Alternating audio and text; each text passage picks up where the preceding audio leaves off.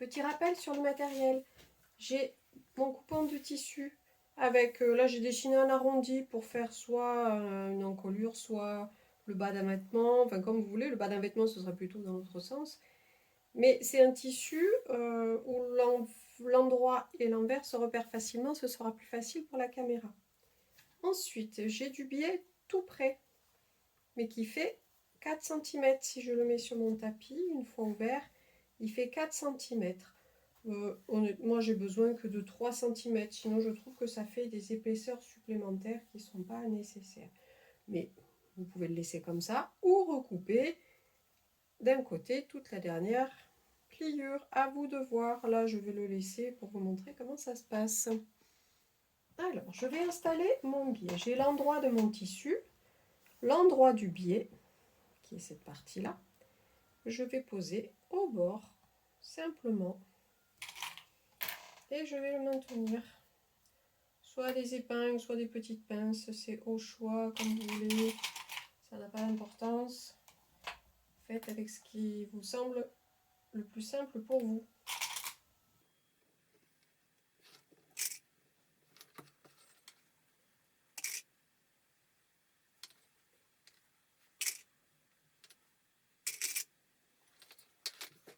Le biais est installé. Je vais faire ma première couture à 1 cm du bord. Donc là, sur l'envers du biais, je vais la faire à l'intérieur, là, tout le long. C'est parti!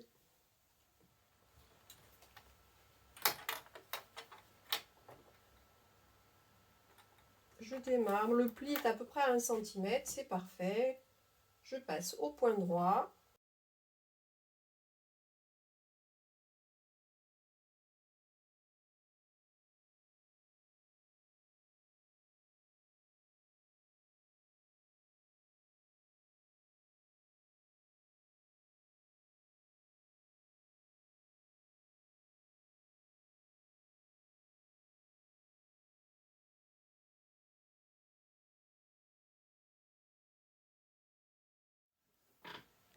Première partie du biais cousu. Je vais maintenant le rabattre sur la couture que je viens de faire et replier une autre fois pour qu'il soit à cheval sur ma bordure. Et une fois qu'il est à cheval, je le replie pour qu'il soit entièrement sur l'envers, ce qui fait que sur l'endroit, je ne le verrai pas. Je continue et c'est là que si vous avez une épaisseur de moins, c'est un petit peu plus souple pour l'encolure notamment. Je vais continuer comme ça et je vous montre comment on fait pour couper.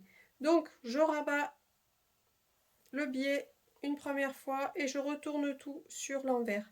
Votre biais, il est souple, ça s'appelle du biais parce qu'il est coupé en biais justement, donc vous pouvez lui donner la forme de l'arrondi. C'est important pour pouvoir suivre ce mouvement. Quand vraiment vous avez un arrondi qui est difficile à ajuster, n'hésitez pas à cranter. Vous voyez, c'est la petite marge de couture. Vous voyez la couture que j'ai fait qui était là. Je vais cranter le long. Vous pouvez cranter dans le biais. Alors évidemment, je n'ai pas pris les bons ciseaux.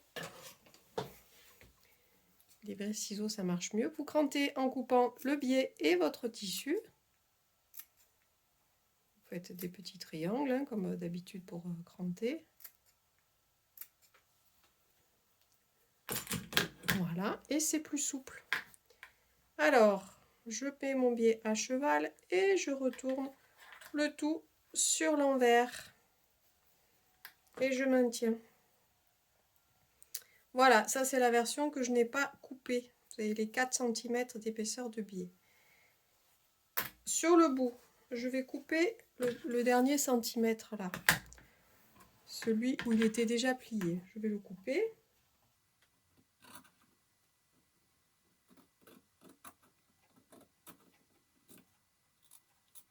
Bon, là, peu importe.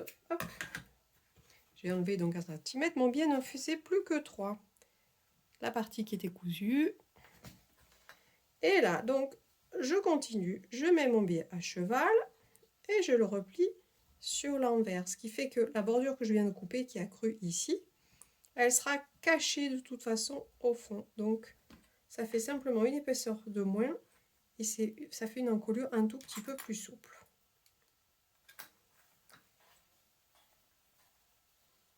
Et voilà, et la partie que je n'avais pas encore épinglée.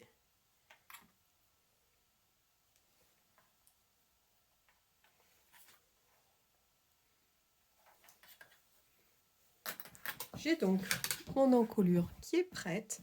Je vais simplement faire une surpiqûre ici, sur l'endroit, que je vais faire très régulière à un petit peu moins d'un centimètre du bord, puisque je vais devoir, sur l'envers, maintenir le biais. Vous voyez, pour le moment, il tient avec les épingles.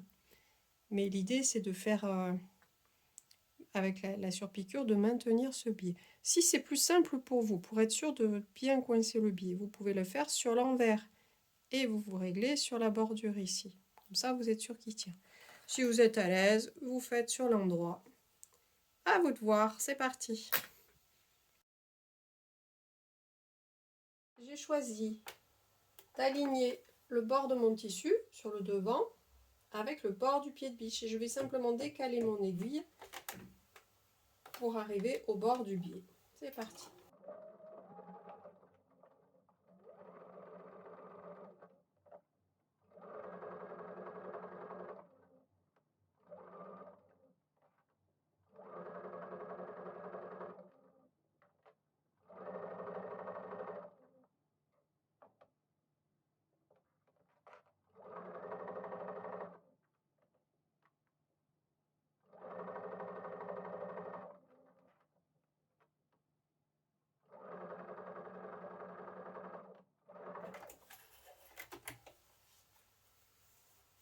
Et voilà, vous avez votre encolure. Alors là, elle est encore raide. Il faudra bien sûr donner un coup de fer pour bien écraser et mettre le biais en place. Sinon, ça a tendance à repiquer un petit peu. Mais une fois que c'est repassé, c'est juste parfait. Et sur l'envers, le biais, il est maintenu. Vous voyez, j'ai fait un point blanc pour qu'il soit bien sur le rouge. Il est maintenu juste au bord du biais. Voilà, je vous montre une fois repassé sur le vêtement. Sur un vêtement fini, ça fait une encolure bien propre, bien plate. Une finition parfaite au dos. Et allez-y, à vous de jouer.